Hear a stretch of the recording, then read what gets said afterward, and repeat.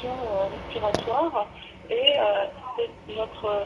afin de faire un succès de cette initiative, nous avons de nombreux partenaires à travers le globe. Aujourd'hui, je suis joint par le professeur Sarah Hunal, qui est directeur précédent de la Société de médecine et il est actuellement le président du département des maladies infectieuses à l'université de Recep Ankara en Turquie. Il a servi en tant que chercheur associé pour les maladies infectieuses à l'hôpital du rectorat de Nouvelle-Angleterre et l'école médicale de Boston à Howard.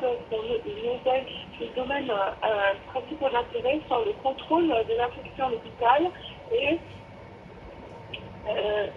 il a également effectué des groupes d'études pour la vaccination des adultes.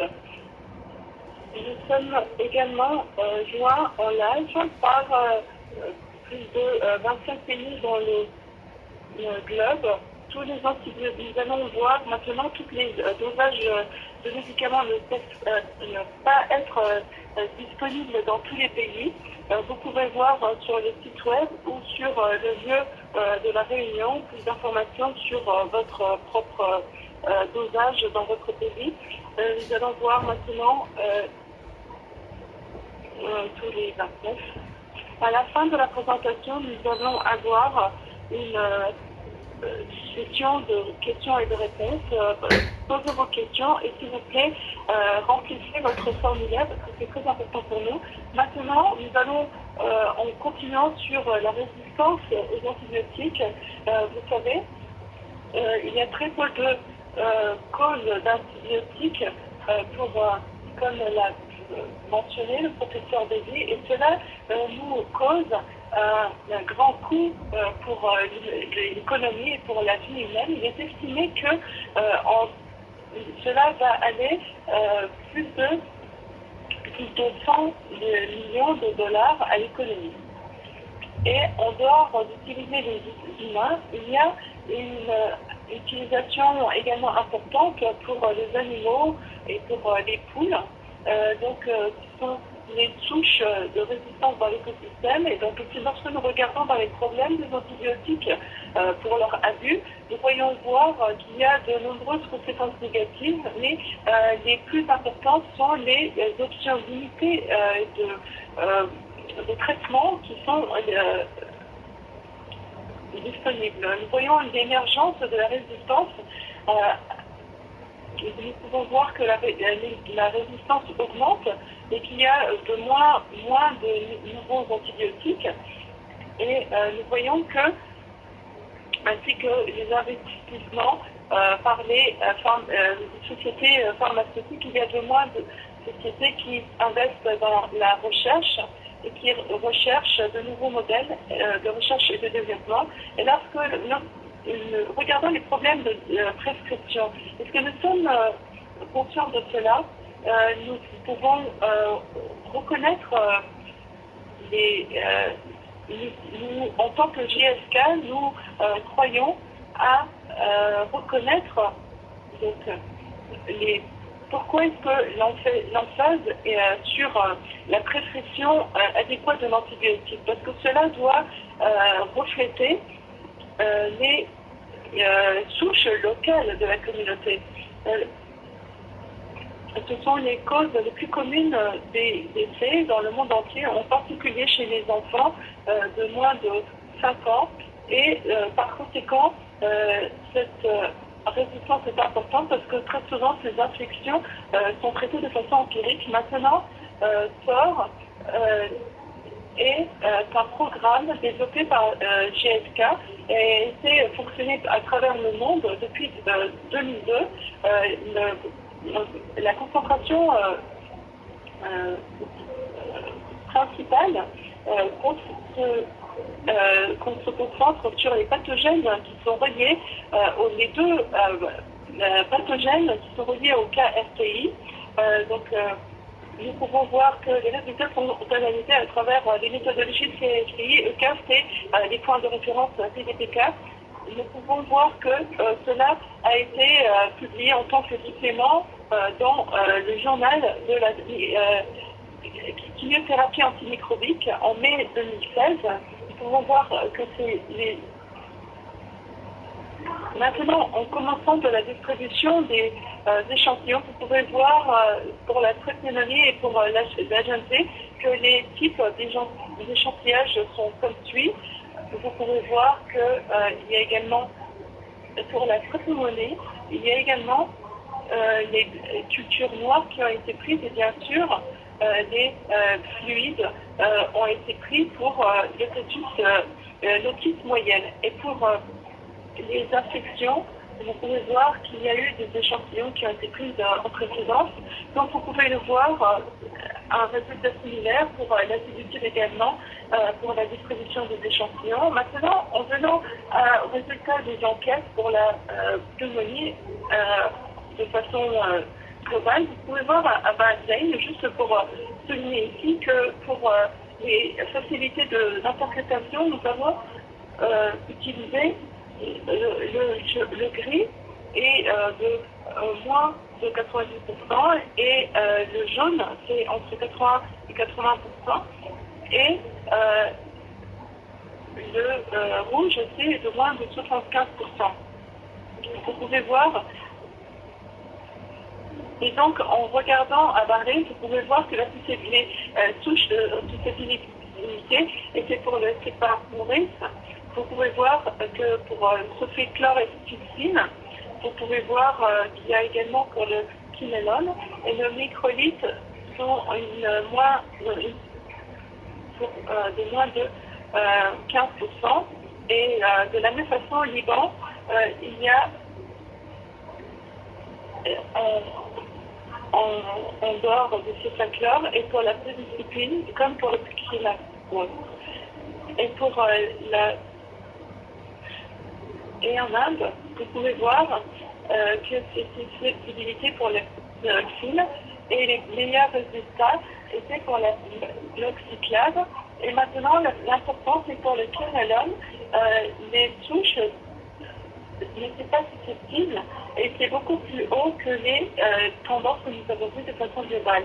Et au Pakistan, nous avons vu des spectres comparatifs de 2002 jusqu'à 2016 et comme vous pouvez le voir, la susceptibilité pour le céphalosporine a été soutenue pendant la décennie et pour le chlorocyclase, cependant, les tendances sont les mêmes pour les micronines et lorsqu'elles descendent. Et pendant la décennie, vous pouvez voir que la résistance des tetracyclines ont augmenté. Et pour l'amoxiclave et les hémoxycines, mais il y a de mauvais résultats pour le microfilm. Et en Ukraine,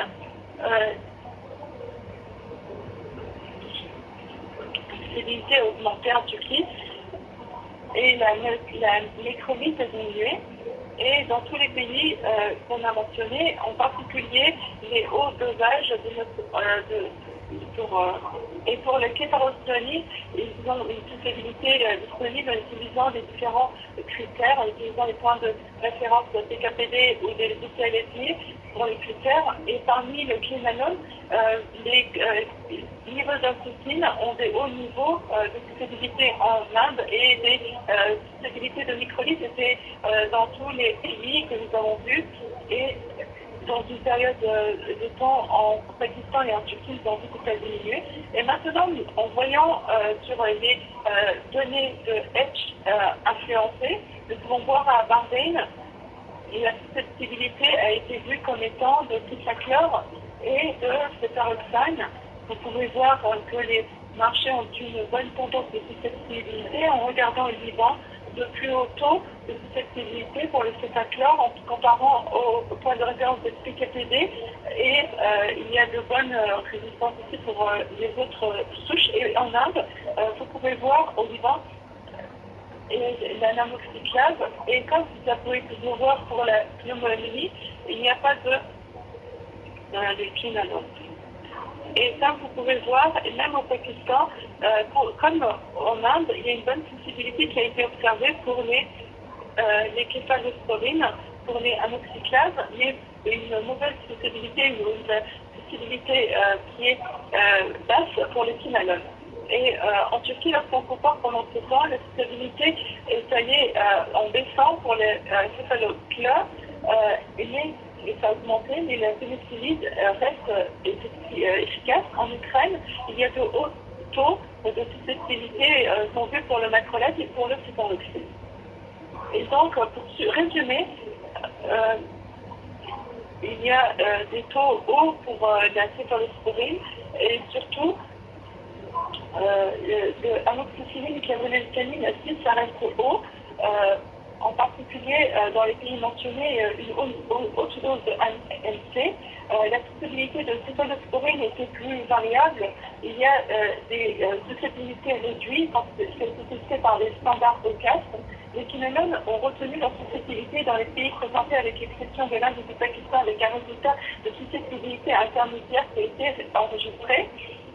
Et donc, comme les pays comme la Turquie ont vu leur production de bêta-lactase varier entre 2011 et 2013, ça a été de 6,8% en Inde et 8,1% et au Liban 14,9%, alors que dans les pays comme la Corée et le Vietnam, les isolats de influenza étaient de 58,3% et de 40,5% positifs pour la production de bêta-lactamase. Et il y a de haut, et comme vous pouvez le voir dans les données du Golfe et de l'Inde. Donc, dernièrement, pour le encéphalite, dans les données qui ont été précédemment pour l'Inde, vous pouvez voir que la résistance pour la plupart des céphalosporines a été des antibiotiques qui ont été maintenus. L'antibiotique sont l'isotépine et la moxiclave. Donc, pour résumer, vous pouvez voir que ceux-là sont les points importants et c'est pour la résistance. Et vous pouvez voir que dans le temps et la géographie, il y a des variations pour les pathogènes respiratoires concernant la susceptibilité des agents antimicrobiques. Et cela est seulement quelques informations de sécurité sur les amoxiclaves et CELA. Et donc, pour utiliser ces antibiotiques, la vie est entre nos mains et il faut prescrire de façon responsable. Je vous remercie. Merci beaucoup pour cette introduction excellente. Bonjour, bon après-midi. Bonjour, nous avons une émission qui couvre plusieurs pays. Bonjour chers collègues, je suis très heureux de pouvoir vous parler depuis la Turquie. Et je vais continuer là où Pouja s'est arrêté. Et je vais donc vous parler de la résistance aux antibiotiques et des résultats pour le PKPD.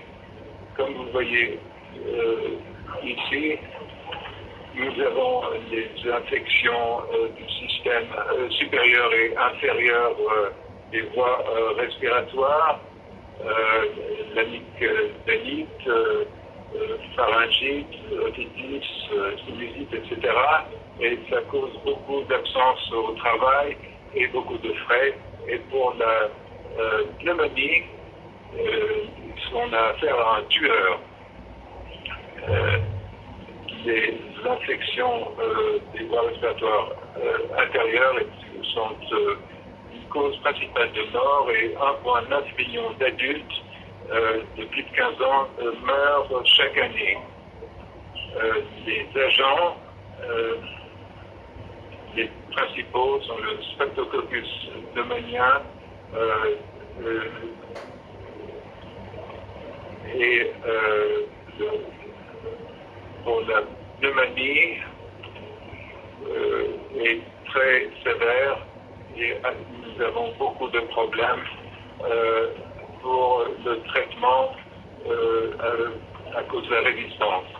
Si on se réfère au rapport de l'OMS, les traitements standards ne fonctionnent plus et les infections sont hors de contrôle et le risque de dissémination augmente de jour en jour. Les séjours en hôpital coûtent plus longtemps et le coût social et économique est augmenté et le risque de mort augmente. Pour les RTI,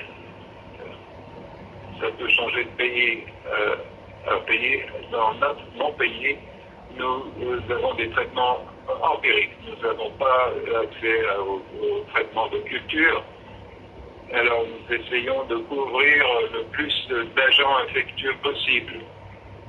Et ici, vous avez les agents et à droite les antibiotiques que nous utilisons, pénicilline, amoxicilline, quinolone parfois, tétracycline, il y a un problème de résistance là.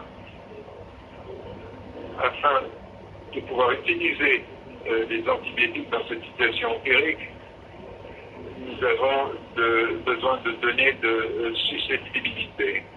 Et à partir des années 90 et 2000, nous avons des études qui ont été faites. Vous avez la liste ici, le projet Alexandre, dont j'aimerais vous parler pour vous donner une idée. Les isolats qui ont été étudiés étaient donc le Streptococcus, l'H. influenza, le M. catarapalis. Et nous avons donc, comme vous avez les chiffres des isolates, et nous avons travaillé dans 26 pays. C'était il y a 15 ans. Donc, nous avions plus de 19% de présence de microlithes et 24% dans certains cas. Et vous avez 1,1% pour la fluoroquinolone, donc la résistance pour la pneumonie. Et avec les inhibiteurs bêta-lactame, nous voyons qu'ils augmentent. Et l'autre point important concernant les macrolides pour l'influenza, c'est une activité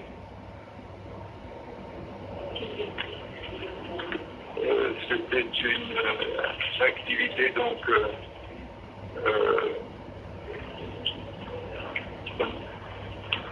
Alors, notez l'activité faible des lignes directrices des macrolides contre le H. influenzae avec les gènes dans l'éventail considéré comme résistant pour les pneumocoquilles et le staphylococcus. Et c'était un mécanisme de 17%. Alors, dans les isolates de H. influenzae, la production de bêta-lactamase était de 19%, alors que la prévalence négative de bêta-lactamase et les touches résistantes à l'ampicilline étaient basses, de 0,2%. La production de bêta-lactamase dans le M. catarapalis dans le monde entier est restée élevée pendant la période étudiée, c'était de 92,1%, et les agents non fluoroquinolones les plus actifs contre le H. influenzae étaient le ceftriaxone, 100% susceptible, cefixime, 99,8%, et le coamoxiclave, et le camorexiclave, le ceftinir, et le cefixime, 100% étaient les bêta-lactame les plus actifs contre le M. catarapalis. À la fois l'influenza et le catarapalis étaient très susceptibles au fluoroquinolone. Et donc, les premières règles, nous devons avoir de très bonnes données de nos enquêtes. Je vais mentionner que, mais bien sûr, chaque pays doit avoir ses propres données locales. Et les autres données que nous avons obtenues, ce sont les études cliniques. Nous avons regardé les essais cliniques pour voir lesquels parmi les antibiotiques avaient donné résultats. Et en particulier, pour les maladies des pulmonaires, les voies respiratoires supérieures, nous avons parlé du phénomène Pollyanna. Et nous avons qu'il y avait des guérisons spontanées. Nous avons vu que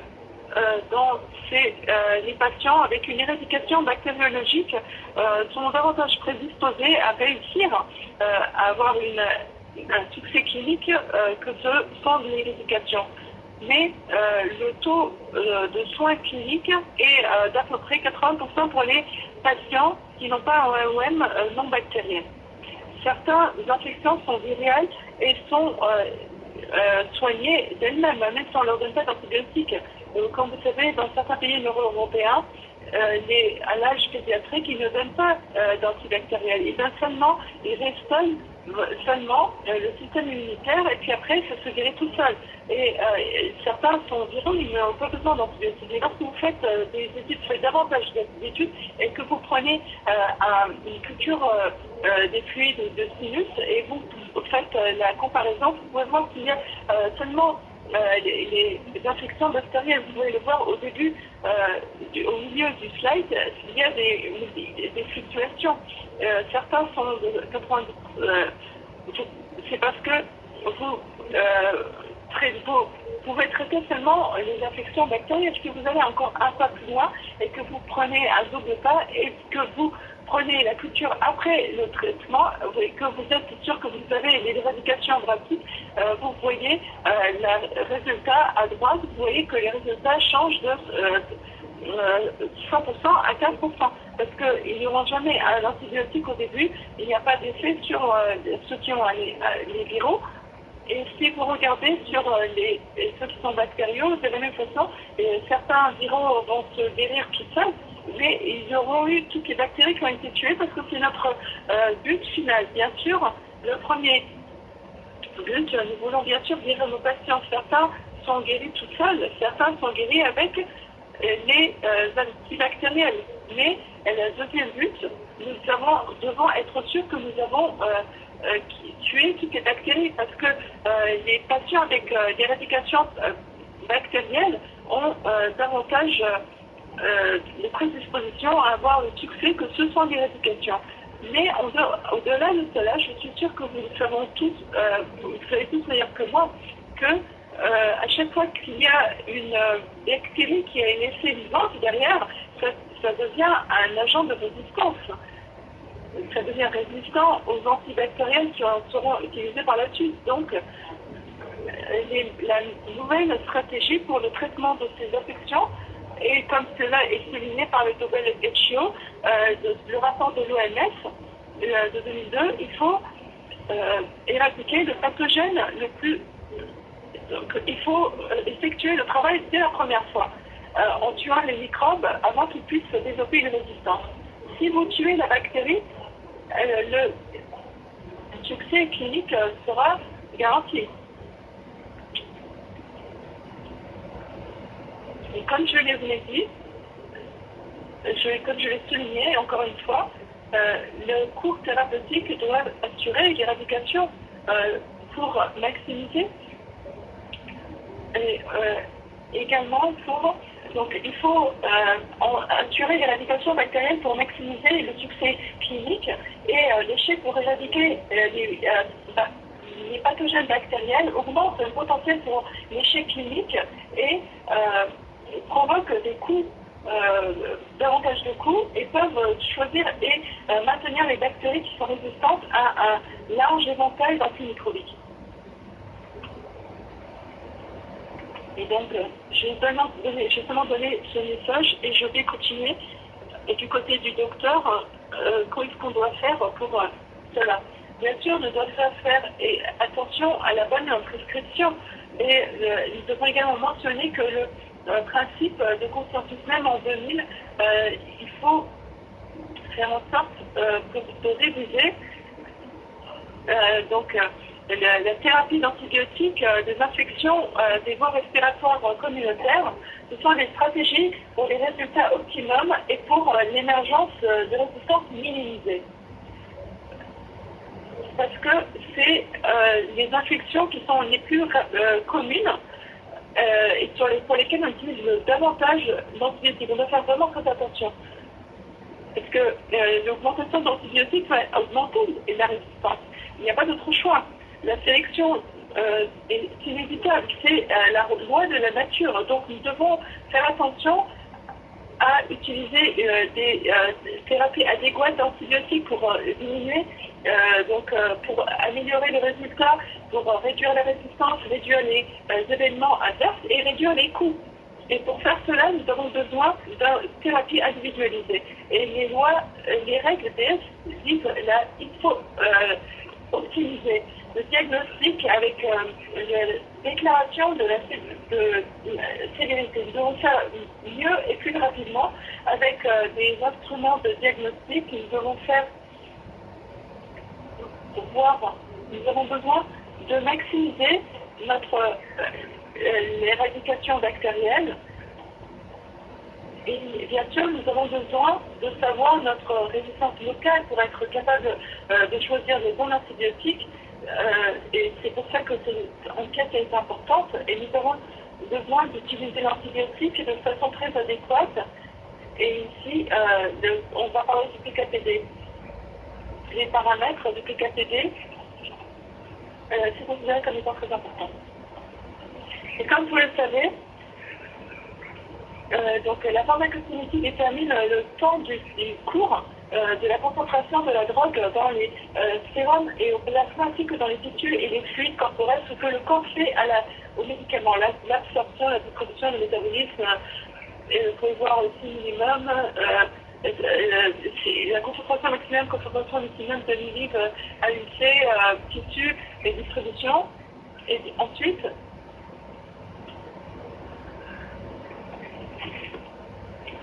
nous obtenons une certaine concentration d'antibiotiques et ça prend un certain temps et donc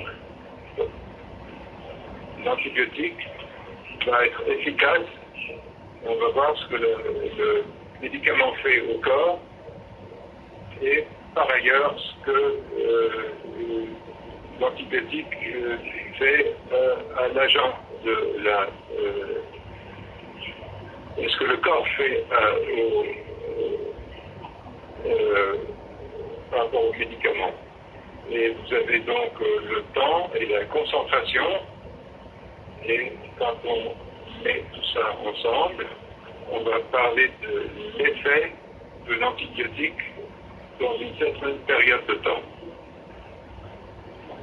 Le PKPD nous aide à appliquer ces paramètres. Donc en appliquant ces paramètres, nous pouvons établir une relation entre la concentration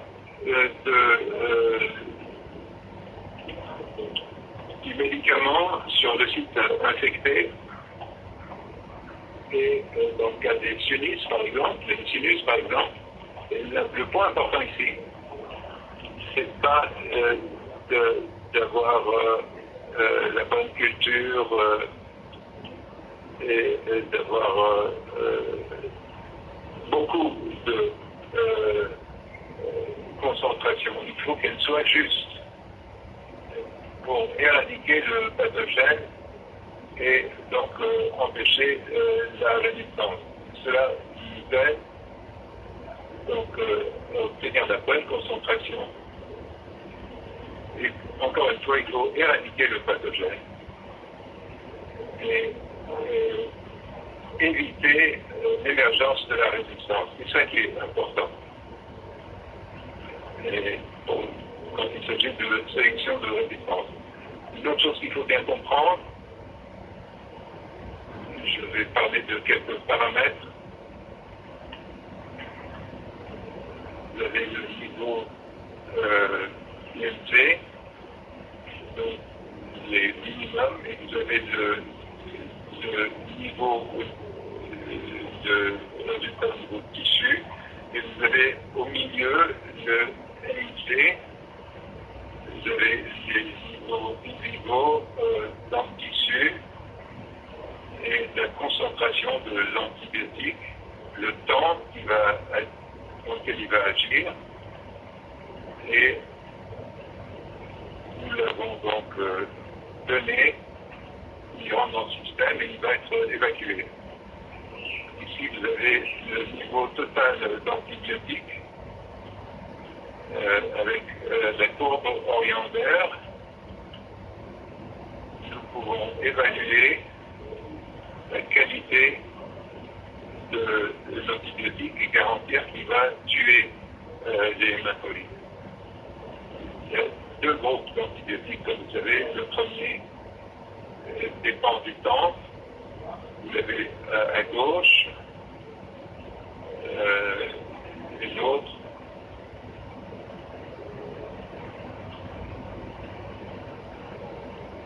vous avez d'autres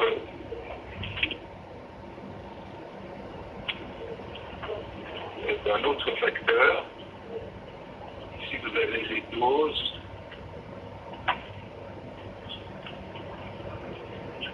Et vous avez le temps par rapport au FDA. Et pour garantir que les bactéries sont tues, il doit y avoir au moins 40% d'effet pour les deux facteurs. Qu'est-ce que ça veut dire? Si vous avez une assez grande concentration dans le tissu et qu'elle peut se maintenir, la quantité d'antibiotiques et celle de MIT atteint 40%. Si c'est le cas, on tue la bactérie. Donc le PKPD paramètre, le paramètre PKPD est très important.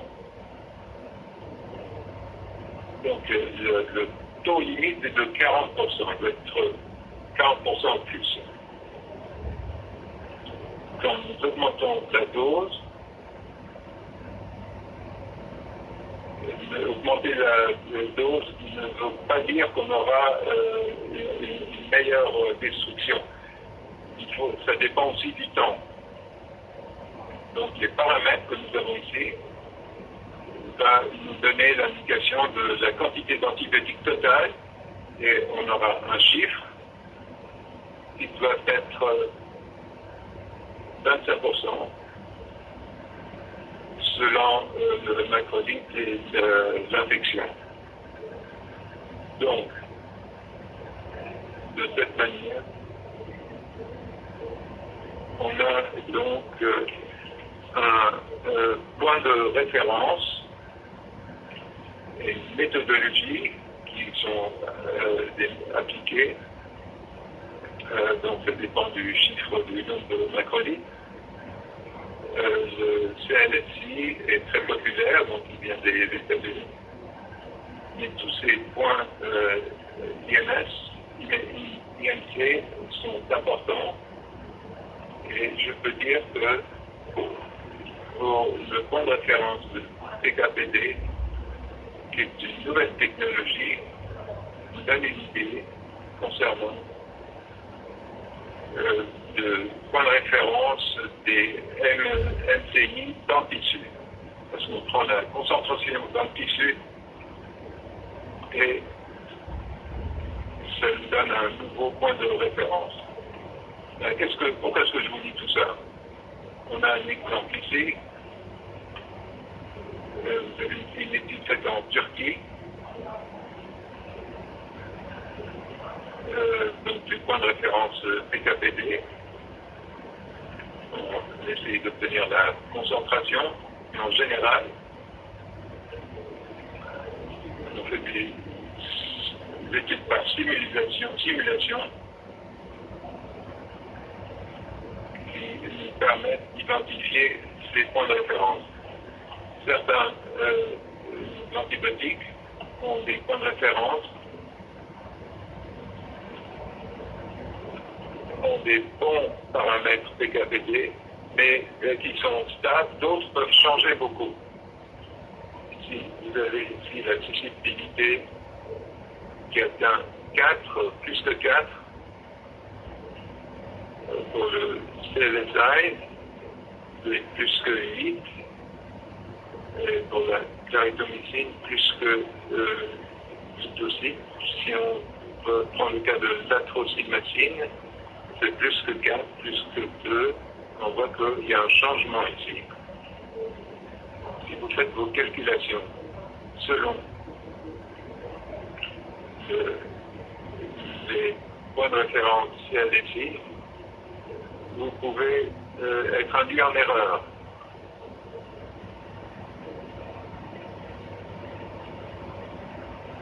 donc, ce qui se passe dans le tube d'analyse n'est pas la même chose que ce qui se passe dans le tissu. J'aime bien expliquer les prochaines diapos, quelques exemples pour voir ce qui change. On commence avec ce facteur.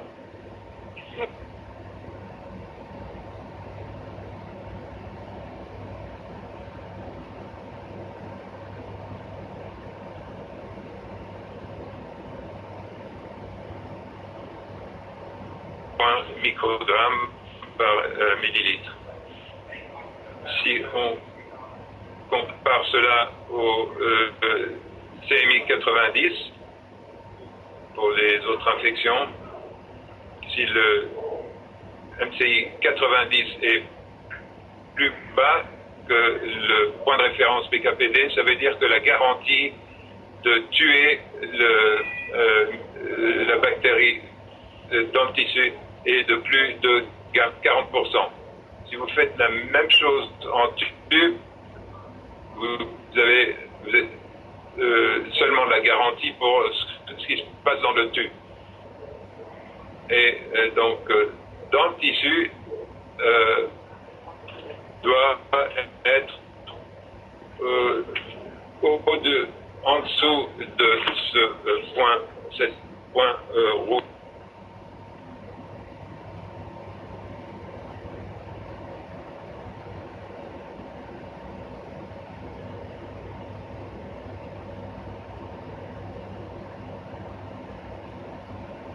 Ça ne marche pas. Donc, c'est indiqué en haut de la diapo. Et on voit que dans le cas de la S pneumoniae, on est en dessous de 40% et ça ne marche pas.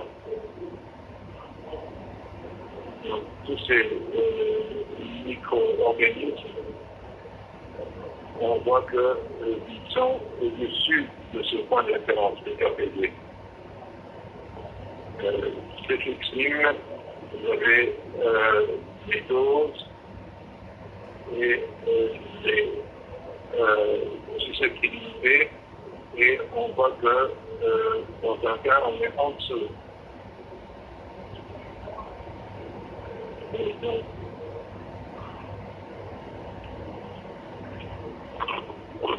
sur 1,4 microgrammes. Et de nouveau, nous avons vu que le cécile est mais cela ne fonctionne pas bien en termes de haut niveau de résistance et le cécile et l'antibiotique le plus efficace pour les fermenteurs. C'est très bien, comme vous pouvez voir. Il y a des points de référence de PKPD, on voit que c'est à l'efficacité, et nous pouvons voir ici les niveaux. Pour les niveaux intermédiaires, il y a un problème. Et pour le cataracte, il est presque traité, mais la possibilité, c'est l'hypertension pour le traitement. Et pour les céphalites et la clarithromycine, vous pouvez voir que l'intermédiaire est là, c'est la base. Pour le cataracte, ça va, et pour le pneumonie aussi. Donc c'est bon pour la les pénicillines sensibles, mais je ne vais pas mentionner les lignes directrices pour lesquelles pour les points de référence de PKPD, et pour la pneumonie, ça va, et c'est intermédiaire, et c'est les temps, donc c'est pas bien, ici, et pour les ça, et là, donc c'est la valeur. Il y a des non-concentrations pathologiques, cela augmente la résistance des sélections et peut-être davantage dangereux pour les sélections. Et lorsque nous regardons l'azithromycine, nous pouvons voir qu'il y a des points de référence qui est de 2 microgrammes, 4 microgrammes. Nous pouvons voir que les processus tout en bas, on voit l'intermédiaire, c'est A, il n'y a pas de problème, mais c'est plus que c'est égal ou plus que 1, cela ne va pas quitter ce qui montre que j'espère que vous allez voir que c'est 2 fois 207 et 2 fois 5. Donc cela couvre, cela que je vous montre dans la CLSA, dans le HQLD, c'est le MIT des 2000 programmes par millilitre. On voit que c'est susceptible. Et pour la médecine quasi malade, mais avec ces doses, c'est des hauts niveaux de résistance, mais je dis que les études de décapélie nous montrent qu'il y a un ajustement de la dose de l'antibiotique nous permet, et ici dans la première ligne, donc de voir les doses de l'insuline, qui sont de 5 millilitres pour la métricide, et c'est 2 fois une décennie, et ici il y a 40%. Et comme je vous l'ai dit, c'est notre il ne peut pas couvrir la programme, car il faudra meilleur j'augmente la dose, par exemple, jusqu'à 200 mg. Je peux bouger ici et vous pouvez voir que cela impacte le nez. Et si je passe l'évolution à 200 mg plus 125, cela, il y a une estimation pour passer, et cela nous permet de faire le problème. Donc, cela nous montre la dose et le pourcentage du MSI selon le niveau de MSI. Et ici, vous pouvez voir le niveau de MSI. Donc, 875 soit 125 mg de fois par jour, si vous utilisez 2 fois par jour. Donc, c'est beaucoup d'entreprises sur cela. Cela n'est toujours pas suffisant. Et si vous faites plus en dose, ça fait une assistance, comme je vous l'ai dit, 49%. Donc, je veux dire, en Turquie, nous avons de très bas niveaux. Donc, c'est une utilisation non 2 fois par jour à 1 litre. Et j'espère que j'ai pu vous expliquer les données et l'idée d'utiliser les points de référence de PTPD pour passer au-delà de la résistance, parce que c'est notre plus grand problème. Et nous allons y aller. Et nous allons passer maintenant au fluoroquinolone, l'utilisation et la résistance de pneumonie locale au Canada. Notre perception, c'est que les fluoroquinolones sont de bons antibiotiques et la résistance est très rare, mais n'oubliez pas que la résistance et la règle de nature et l'utilisation des antibiotiques provoquent la résistance. Et donc, ces données nous montrent que entre 15 et 65 ans, 64 ans, qu'il y a fait des avantages de 65 ans, et nous voyons que la résistance augmente au fur et à mesure de l'âge. Donc, nous voyons aussi qu'au fur et à mesure du temps, cela augmente. Et nous voyons également les quantités augmentent, mais par rapport aux années, le fluoxyde était utilisé avant, en particulier pour le grand coton de statut par rapport à l'utilisation.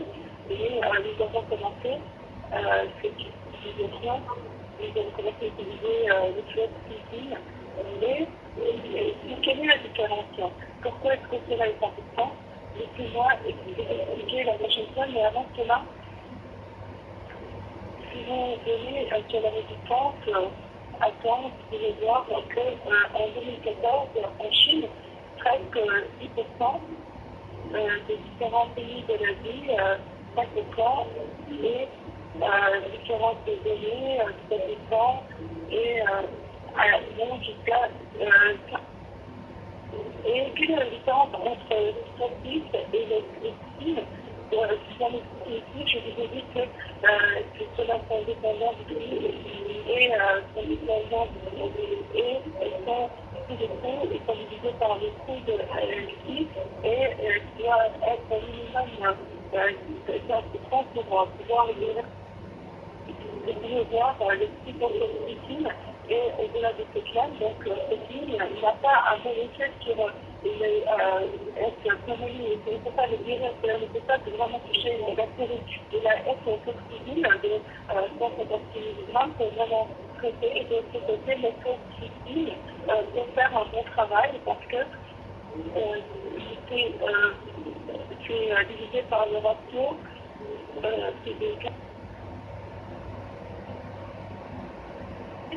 peut faire un bon travail parce que pour 250 fluoxétine, mais il y a eu un ratio de plus ici.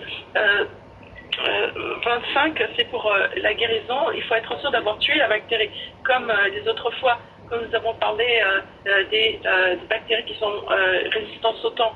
Donc nous devons, excusez-moi, 100. Et si vous regardez, si vous contrôlez ce point, l'effervescine ne fait pas cela. C'est facile à traiter, mais il reste résistant. Donc je ne sais pas la donnée exacte, mais je suis sûre que en Inde et au Pakistan, la résistance au quinolone devient de plus en plus élevée. Je pense qu'il y a beaucoup de fluoxétine qui est en train d'utiliser. Je pense que les génériques sont utilisés, ce qui cause des problèmes. Donc le fluoxétine est guéri, mais il y a des résistances qui sont sélectionnées. Et nous l'appelons la fenêtre de résistance. Si vous l'utilisez, tuer la bactérie, vous devez être sûr de ne pas provoquer de résistance parce que la résistance est en train d'augmenter dans ces pays-là.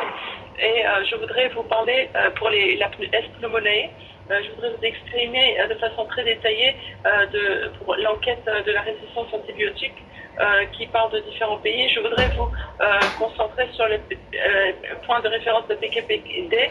Je voudrais vous parler maintenant de mon pays, les données de sort en Turquie de 2002-2013 pour la S-pneumoniae. Regardez, nous avons utilisé beaucoup de céphaclore. C'était 85% de susceptibilité et nous n'avons pas dit au sujet du PKPD et ensuite nous avons vu que le PKPD est de 70% déjà et ensuite voyons en 2007 cela a diminué et le PKPD, regardez, c'est 40%. Vous savez ce que ça veut dire? Ça veut dire que si vous utilisez le céphaclore, cela va échouer et au-delà cela va sélectionner des résistants. Cela ne va jamais tuer la bactérie. Et maintenant, je viens ici, je regarde la céphoclonine acide pour PKPD, c'est 90%. Et même en 2000, j'ai perdu ma ligne. Voilà, ici, c'est 80%. 90%. Vous voyez, on peut l'utiliser sans problème. Et l'ithromycine se l'utilise pas parce que l'activité n'est pas bonne pour la influenza, mais pour la clarithromycine, regardez, l'érythromycine, il y a 83% qui est acceptable pour le CLCI et pour le PKPD, c'est la garantie de la non-sélection de la résistance. Donc nous avons arrêté d'utiliser celui-là aussi. Les quinolones vont bien pour le PKPD aussi, et de l'autre côté pour la pneumonie. Et lorsque nous allons à l'influenza, nous pouvons voir que le céphaclore c'est la même chose. Le PKPD est venu à 8,5, céphaloxine, et vous pouvez voir les chiffres, cela fonctionne bien et cela va bien. Et regardez ici l'érythromycine. De 90% à 4,1%. Ce sont des chiffres qui sont vraiment pertinents et cela explique bien les paramètres de PKPD pour la susceptibilité en utilisant différents points de référence. Donc même si le LCD, les microlitres sont acceptables, cela ne va pas tuer votre patient et cela ne va pas éviter la sélection de la résistance. Et certains peuvent dire que j'utilise toujours les données, mais je vois que mon patient est guéri. Bien sûr, certains d'entre eux seront guéris d'eux-mêmes. Et vous pouvez peut-être utiliser les antibiotiques microbites comme engin d'anti-inflammatoire, parce que ça a également une activité anti-inflammatoire, ça peut aider à arrêter l'obstruction de l'inflammation là-bas. Et cela sont les données de la Turquie. Je n'ai pas le temps pour aller dans les détails pour tous les pays, mais chacun d'entre vous devait faire attention à toutes les données locales.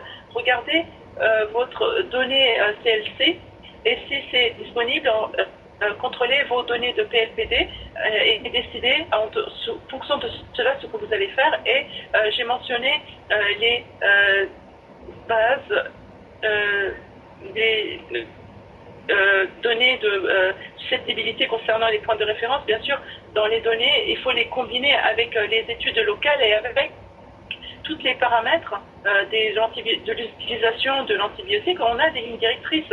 Les lignes directrices nous permettent d'utiliser les antibiotiques de façon adéquate. Par exemple, les sinusites pour les sévères sont des données, les rhinosinusites bactérielles sévères aiguës dans les enfants et les adultes. Nous avons donc les lignes directrices de pratique clinique de IDCA, mais dans certains pays, cela peut être différent et nous pouvons avoir nos propres lignes directrices, je l'accepte, mais ici, les données américaines, regardez ce qu'elles nous disent. Elles nous disent que ce qu'il ne faut pas utiliser. Cela dit que les microlytes ne sont pas recommandés pour la thérapie empirique en raison de la sélection de la résistance. Ici, je voudrais souligner encore une fois, peut-être que vous pouvez dire que cela est susceptible, cela semble susceptible. Pour les NCLI, pour les données NCLI, cela ne sera pas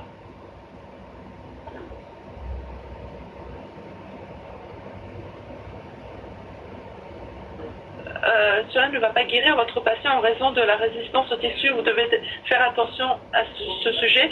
Le PKPD, et vous regardez la ligne directrice, vous essayez d'obtenir les données du PKPD. Et deuxièmement, l'agence utilisée le plus souvent des taux variables de résistance pour la pneumonie.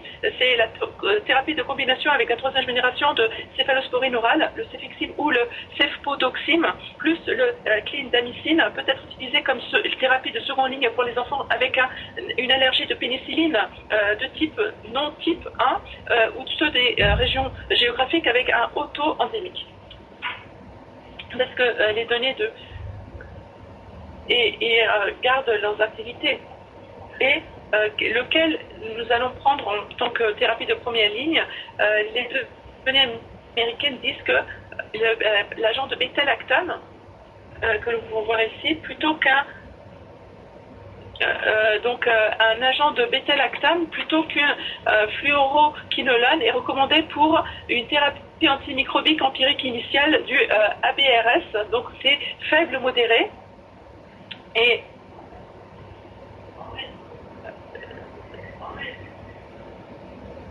donc en pensant à ce qu'on dit du FDA, il y a également nous pouvons voir que les fluoro et lequel sera indiqué pour les fluoroquinolones, nous allons voir ici, c'est la thérapie de première ligne, où s'il y a un haut nombre de plus de 4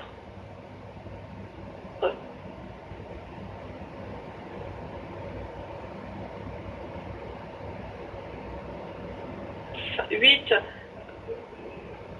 pour le flux dans votre pays, cela dépend de la règle.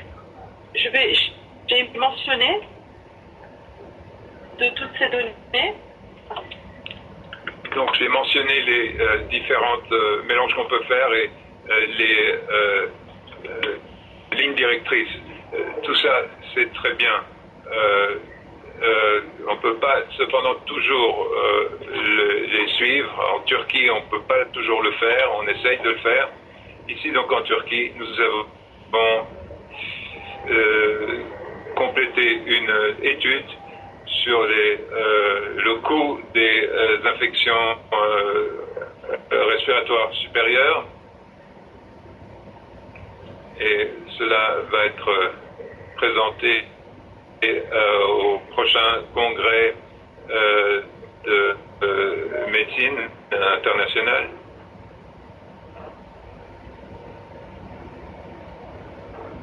Alors, nous avons essayé de comparer les traitements, quels traitements, les traitements selon les lignes directrices et les traitements selon les prescriptions de pratique quotidienne. Donc, on a vu que pour les prescriptions, nous avons utilisé les traitements les plus fréquents pour ces différentes maladies et nous avons comparé ça aux lignes de conduite internationales en tenant compte du coût du médicament et le coût de la maladie elle-même avec ses effets secondaires. S'il y a 5% d'accroissement dans la résistance, donc c'est le cas qu'on va avoir, donc dans ce cas-là, on compare les coûts. Et les données de SOAR que nous avons eues pour la Turquie, le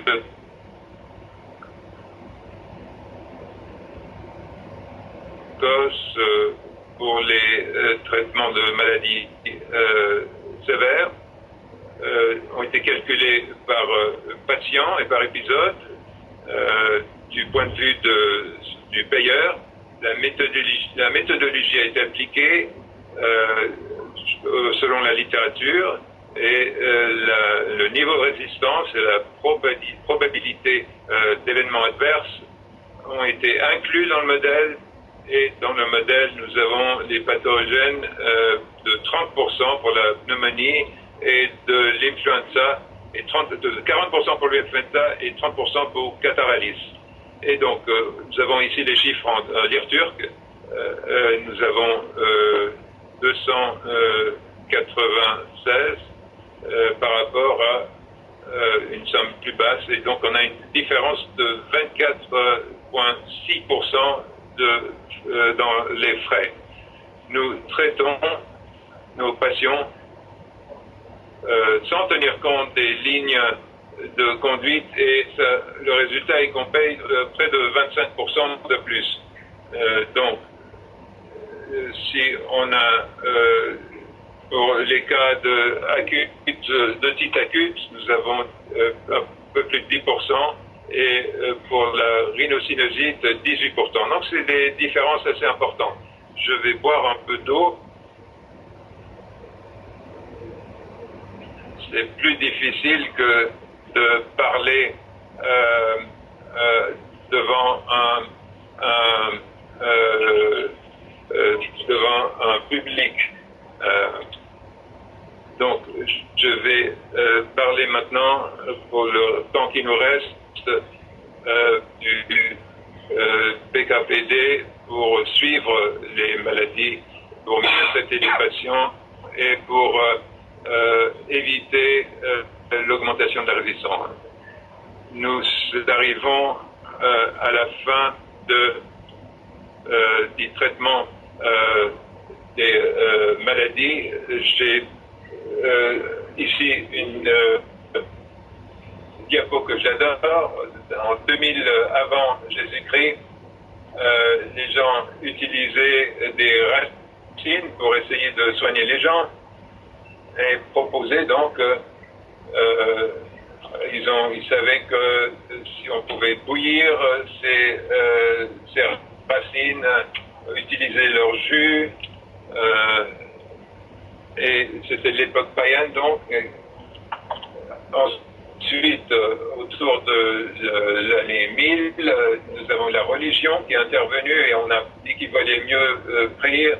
Ensuite, en 1850, on a dit que la religion, la prière, c'est la superstition. Elle prenait cette potion. Cette potion souvent était un poison qui tuait le malade autant que la maladie. En 1920, nous avons eu le miracle de la pénicilline et des injections intramusculaires ou intravénales, on a eu un résultat miraculeux. Mais quelques années après, 10 ans après, on a commencé à avoir de la résistance. Et ensuite, on a essayé les différentes variantes, tétracycline, etc. Et à chaque fois, alors peut-être qu'on arrive à un point où on va pouvoir dire nous n'avons plus d'antibiotiques qui fonctionnent, il faut peut-être retourner à des extraits de racines. Alors il faut faire attention avec ces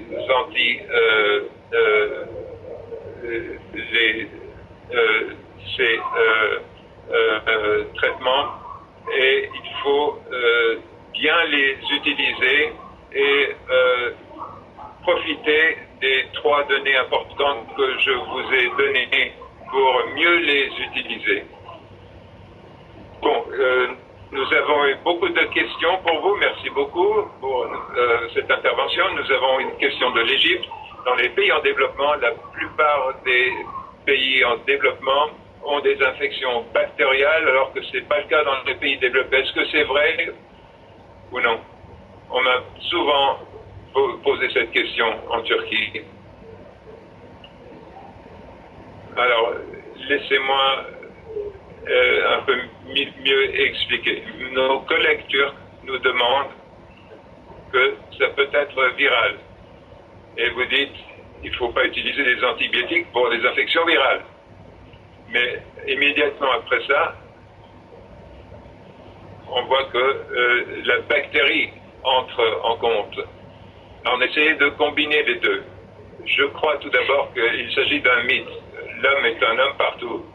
Et je ne vois pas la corrélation entre l'état sanitaire qui existe dans le lieu. Donc, je n'ai pas d'indication pour ça. Je préfère parler de mythe, mais ce qui est de plus important, si on traite des infections virales avec des antibiotiques, ce qu'il faut faire, vous faites une sélection de résistantes pour la prochaine attaque. Donc, il faut bien viser la bonne cible. Une question des Indes. Dans les lignes directrices, l'amoxicilline est proposée pour 5 jours pour les cas de respiration acute. Alors, est-ce qu'il faut faire quelle la quantité qu'il faut donner, et est-ce qu'on a besoin d'antibiotiques pour les clous? Il faut au début, on donne des antibiotiques, mais ça ne veut pas dire qu'on va continuer longtemps et qu'on va le redonner. Et donc, pour l'otitus media gris, doit être traité par des docteurs spécialisés. Ils ont besoin d'antibiotiques à la première étape, pas après. Pour l'amorcicine, c'est l'IV avec le niveau de pneumonie dans votre pays. Si le niveau intermédiaire est haut, il faut monter jusqu'à 8-9 mg. C'est une dose haute pour couvrir les niveaux IMC. Si c'est dans les autres cas, 45 mg sont assez. Nous avons une question d'Arabie Saoudite. Qu'est-ce que vous voulez dire par thérapie individualisée? Cela veut dire que chaque patient doit évaluer pour lui-même et la dose et le type d'antibiotique doit être donné pour ce patient et n'est valable que pour ce patient selon son âge, son poids, parce que le PKPD peut changer selon le poids du patient. Il faut en tenir compte. Pour le suivi des données locales, local. Qu'est-ce que vous pouvez donner comme conseil? D'où vient cette question? C'est intéressant parce qu'on a ce problème en Turquie aussi. Je pense que nous produisons ces données dans les universités, dans les instituts de recherche.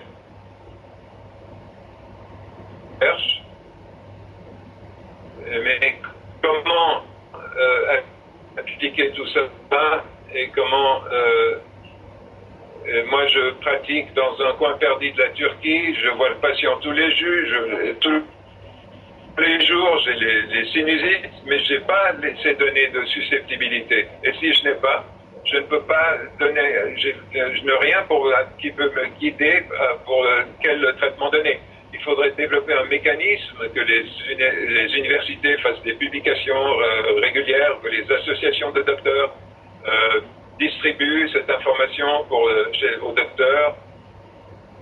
Et maintenant, avec la technologie qu'on a, on a des émissions live, mais il faut trouver un moyen de partager les données, sinon on n'aura aucun résultat. Une autre question d'Islamabad. Quels sont les niveaux critiques par rapport au IMC et aux antibiotiques? Ce n'est pas valable pour tous les antibiotiques.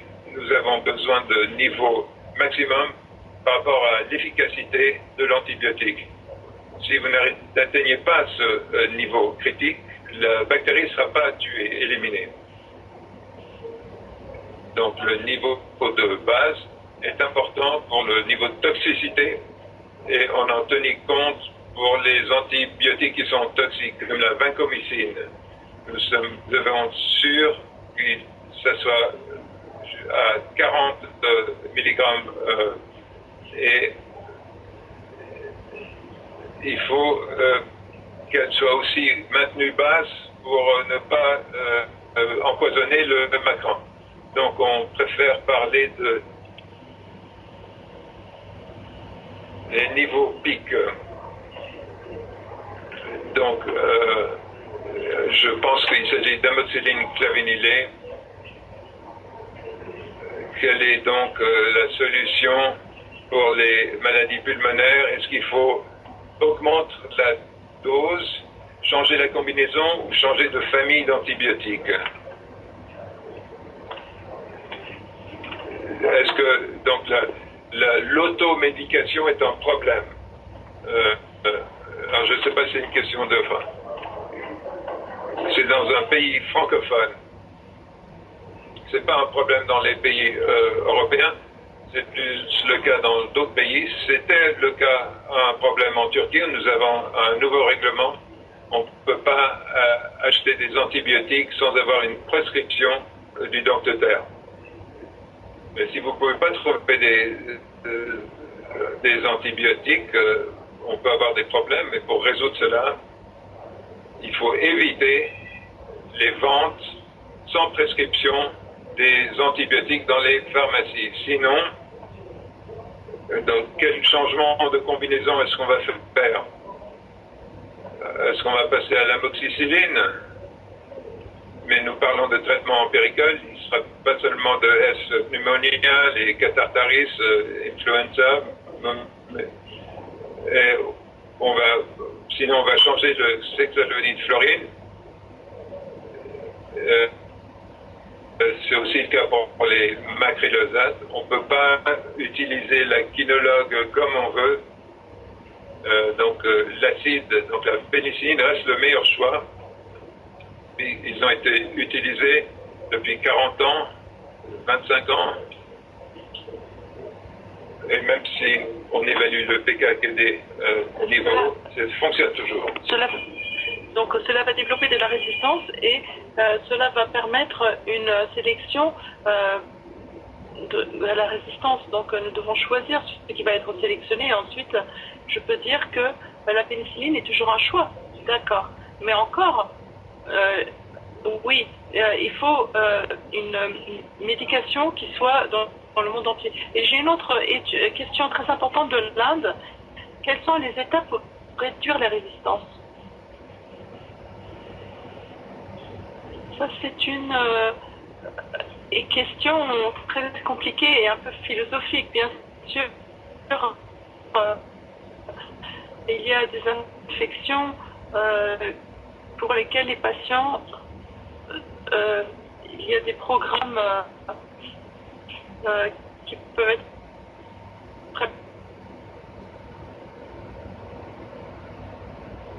appliqués dans les hôpitaux et dans les comités. Il y a différentes étapes pour cela. Et ce n'est pas facile.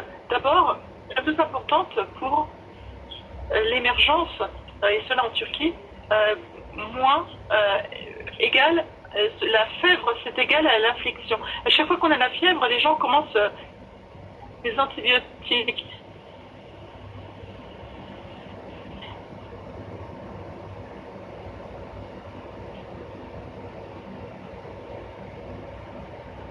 Et certains ne sont même pas des infections infectieuses et des maladies infectieuses. Si ils se rendent compte de ça, ils vont arrêter d'utiliser les antibiotiques. Donc il faut former les médecins et le public. Mais ça, c'est quelque chose de très loin et de très compliqué. Et entre les deux, il y a certaines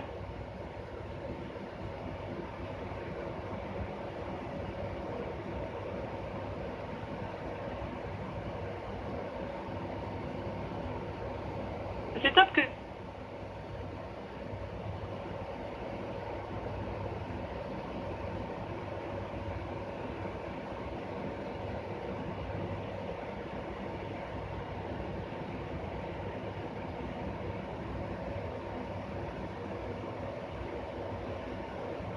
si ce n'est pas le cas, ce n'est pas remboursé que j'ai utilisé.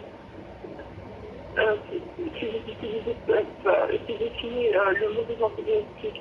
Et ensuite, l'assistance du point primaire avec les laboratoires, les installations des laboratoires. Par exemple, là, les amygdalites. La pharyngite est facile à diagnostiquer, mais ce n'est pas facile à déchiffrer si c'est viral ou bactériel. Si c'est bactériel, on utilise la pénicilline. Ok, mais si c'est viral, on vous donnera un antibiotique pour rien. Et si vous assistez à ces tests pour les pathogénites, alors vous allez résoudre ce problème. Vous voyez, et si ce n'est pas étape par étape, il y a beaucoup d'interférences que vous pouvez prendre en compte pour les soins primaires pour une meilleure utilisation des antibiotiques. C'est vrai. Donc ça, c'est une question du Pakistan.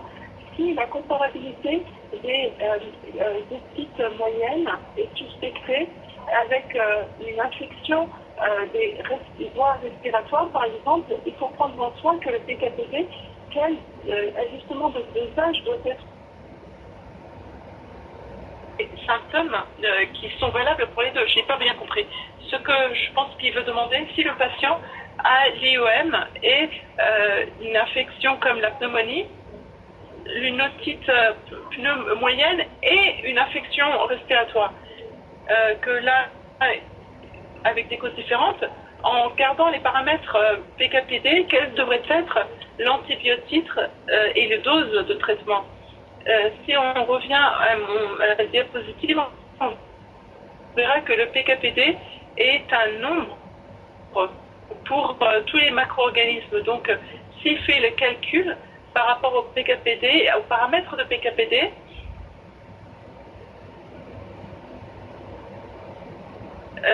pour la susceptibilité, cela va l'aider. D'accord. Et il y a une autre question des Émirats arabes pour la concentration des médicaments, l'amoxicilline, les clavelnikides, les doses a été suggérées comme 1 gramme 2 fois par jour. Excusez-moi, je vais interférer.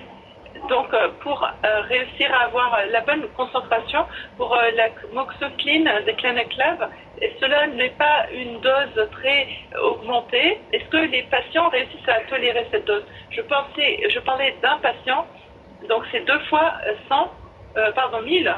Cela veut dire de moxiline plus 800 de camoxiline. Cela est disponible dans tous les pays. Et si dans votre pays, le MACD est supérieur à 2, alors vous pouvez utiliser 3 fois. Vous pouvez essayer 3 fois ce dosage, cela vous aidera à traiter le patient qui est affecté. Mais si c'est 4, alors ce n'est pas suffisant, vous devez aller jusqu'à 2 fois 2000.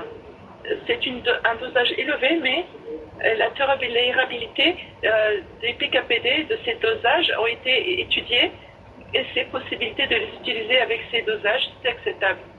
C'est peut-être difficile à tolérer parfois, mais ce n'est pas un dosage de routine quotidienne. C'est exceptionnel et dans les cas de résistance à la pénicilline, vous pouvez aller dans des dosages très hauts, vous pouvez aller à la quinolone. Mais à un autre point, cela devrait aligner aux informations locales de ce pays, bien sûr. Et une autre question du Pakistan. Après le diagnostic de la pneumonie, est-ce que c'est préférable d'un céphalosporine ou clavulanate ou les deux? Le céphalosporine et l'acide clavulanique, pas possible. Ce n'est pas, je pense que, je ne vais pas dire que ça ne va pas être un désastre, mais ce n'est pas scientifiquement correct. Si vous voulez utiliser la 3e génération de céphalosporine et de parentèle, autoréaction, ok, mais la taux classique d'acide est une alternative pour la pneumonie. Et si vous êtes suspicieux au sujet d'une pneumonie typique également, vous devez prendre un mécrolide avec une combination. Cefzalflax plus le macrolide ou l'amoxicilline plus le mécrolacide. Mais il ne faut jamais prendre la 3e génération de céphalosporine avec l'amoxicilline. Et ça, c'est une question des Philippines. Est-ce que vous pouvez commenter sur les effets à court terme des antibiotiques? Ça dépend de ce que l'on traite. Pour la pneumonie, ce sera 5 fois le jour après la disparition de la fièvre. Ça peut être 5 jours, mais en général, c'est 7-8. Et pour la sinusite, c'est une maladie difficile à traiter, c'est au moins 15 jours. Et pour les adultes, je pense que dans ma pratique, je vais vous donner entre 10 et 40 jours. Et pour les enfants, ça peut être plus court, mais il vaut mieux, bien sûr, se référer à son pédiatre. D'accord. Et ça, c'est une question du Vietnam. Est-ce qu'il y a des relations entre les concentrations d'antibiotiques dans les tissus pour les points de référence et la production de biophiles qui peut-être avoir un meilleur impact? Bien sûr, les niveaux de tissu est relié au niveau du plasma et les protéines. Il y a de nombreux facteurs pour la capacité de la pénétration. Donc le niveau du tissu est un facteur important. Et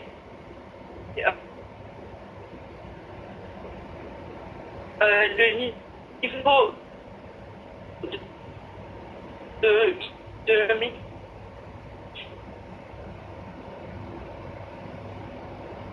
de médicaments dans le plasma est un facteur important.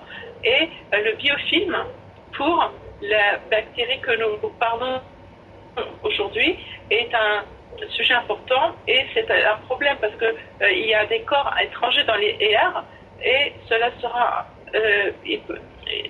donc, il peut y avoir des grammes positifs. Ça peut aider à résoudre l'obstruction des voies sinusites et cela peut aider pour aller mieux pour les macrolides. Donc cela doit être le premier travail.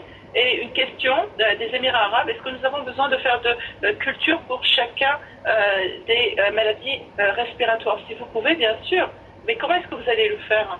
Ce n'est pas facile d'avoir des cultures de l'oreille, du sinus. Vous devez être flexible. Des instruments flexibles pour aller jusque dans les sinus. Vous devez passer au milieu pour aller dans le sinus. Cela est vraiment des choses difficile, c'est pas facile d'accéder à ces possibilités dans tous les cas. Et pour la pneumonie, vous avez besoin, vous pouvez avoir des cultures de structure, mais cela sera contaminé par la bouche, donc ce ne sera pas fiable. Et vous pouvez prendre dans une zone d'infiltration, vous allez avoir les cultures de sang, il vaut mieux, mais c'est pas possible. Donc ce n'est pas, donc on utilise en général un traitement empirique. Nous avons besoin de ces données.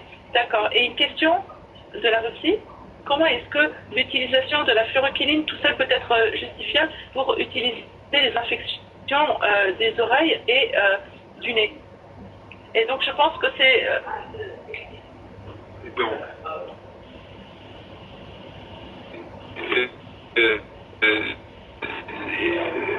Expliquer pour les lignes de conduite.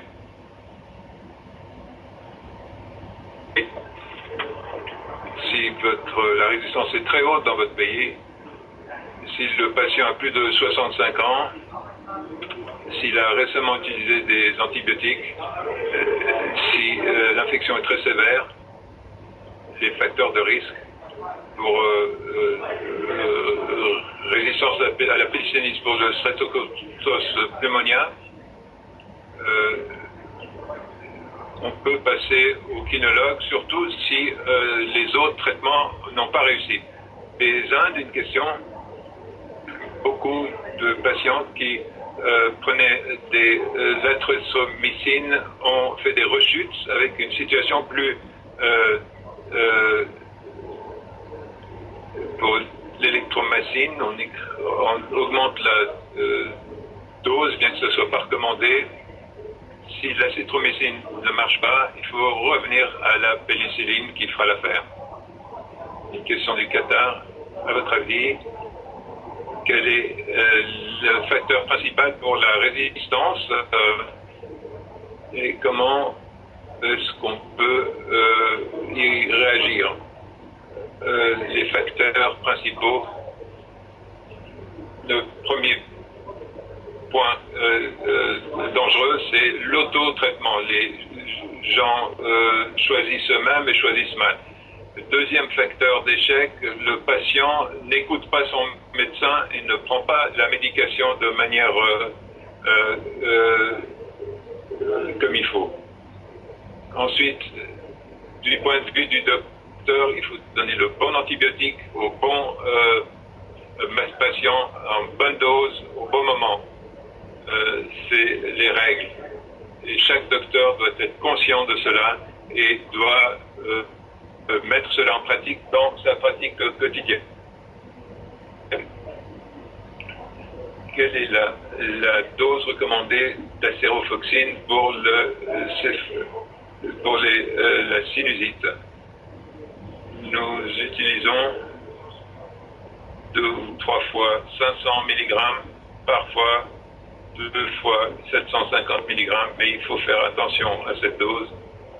Mais je parle des doses pour adultes. Question.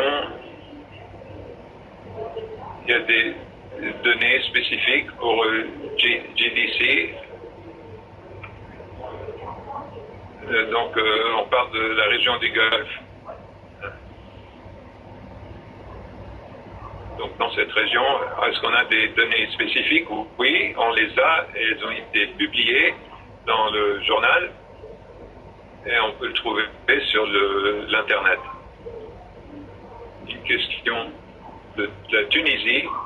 Dans notre pays, il y a une grande consommation d'antibiotiques à travers l'automédication. Quel type de message en tant qu'organisation médicale pouvons-nous adopter pour aller contre cette tendance? Vous ne devez pas limiter l'automédication, vous devez l'arrêter. Un point. Ça va changer dans les pays. Est-ce que vous avez l'infrastructure nécessaire, assez de docteurs? Est-ce que vous avez un traitement primaire de bonne qualité? Mais la règle, il ne doit pas y avoir d'automédication du tout. Question de la Roumanie. dans les cas de résistance à la streptomonia, on peut utiliser l'amoxyline clariminide une fois 3 grammes par jour ou 2 fois. Alors, les données PKTD soutiennent cette approche. Les niveaux DGIM, vous pouvez aller jusqu'à 8 microgrammes. Et nous avons un taux de plus de 40%. Une question de Norvège. Quelle politique il faut avoir pour améliorer la qualité du bétail?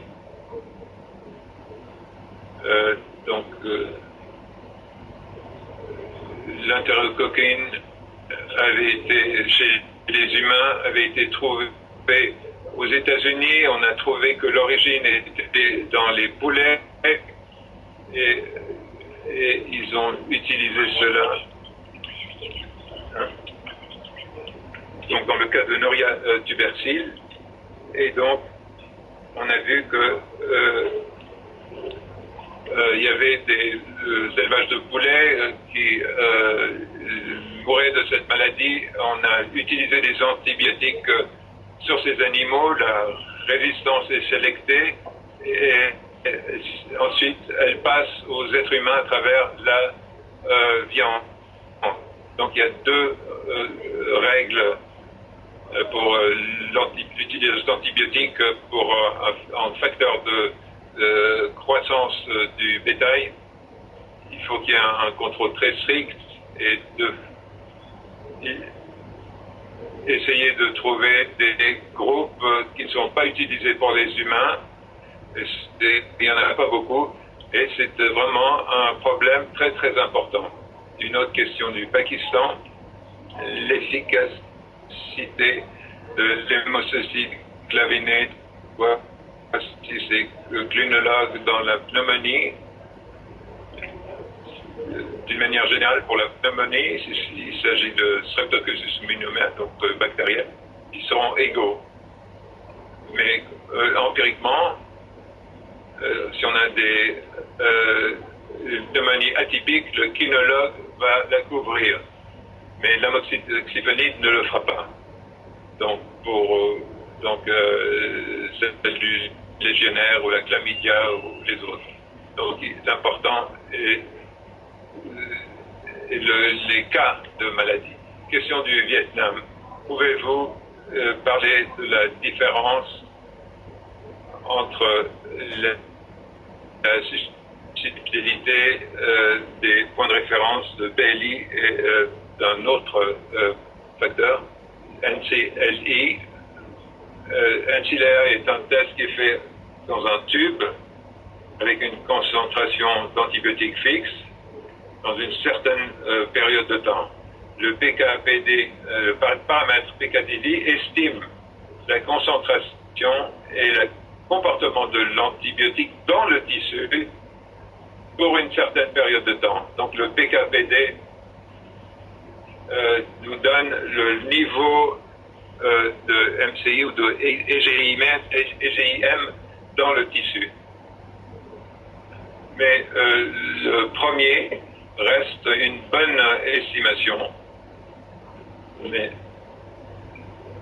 donc si on avait un taux EGIM de 40%, vous avez la garantie que la bactérie va être exterminée.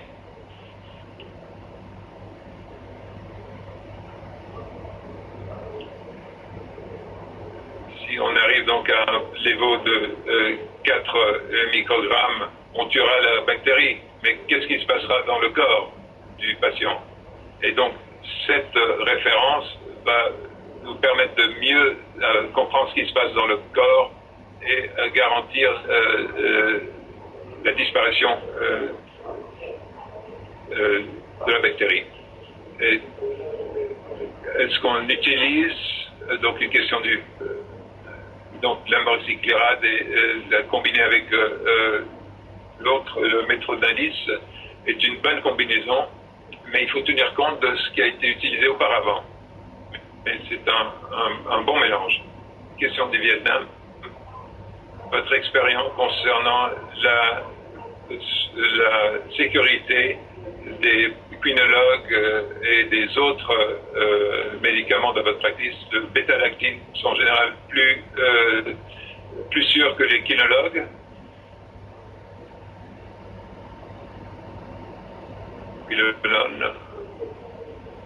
J'ai pas regardé j'ai pas vu d'effet secondaire important pour ces médicaments-là.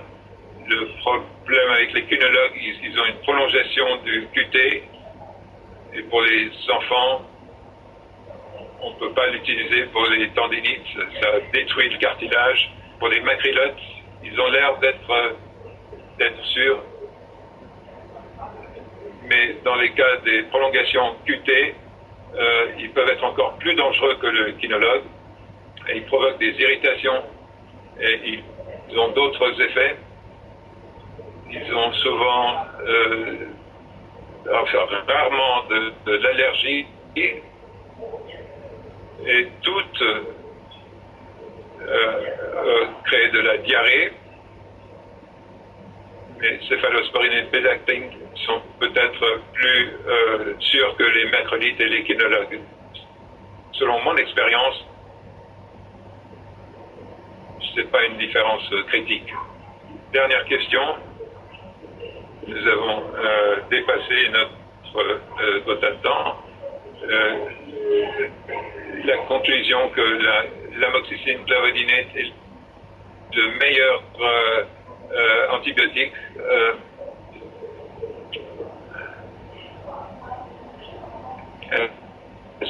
que l'amoxicilline clavinate la meilleure pour l'H influenza. Est-ce que c'est donc est-ce que c'est le message à prendre? Pour l'H influenza, oui, l'amoxicilline clamatacide est bon, mais j'ai parlé de céfixime qui tue ce virus de manière radicale. Les quilonones aussi tuent ce microbe. Et les autres ont aussi une bonne activité qui vont jusqu'à 94% de susceptibilité. Voilà peut-être mon message final. Merci beaucoup. Et je voulais ajouter une chose. S'il y a d'autres questions, puisque nous avons un temps limité, ils peuvent nous envoyer les questions par courrier électronique et je ferai de mon mieux de leur répondre à travers l'Internet. Ils peuvent envoyer ça à mon adresse et je serai très heureux de répondre aux questions qui n'ont pas pu être posées. Et il y a des questions cliniques qui vous attendent. Merci beaucoup, monsieur le professeur, et merci d'être ici avec nous pour ce webinaire. Je vous souhaite une bonne journée.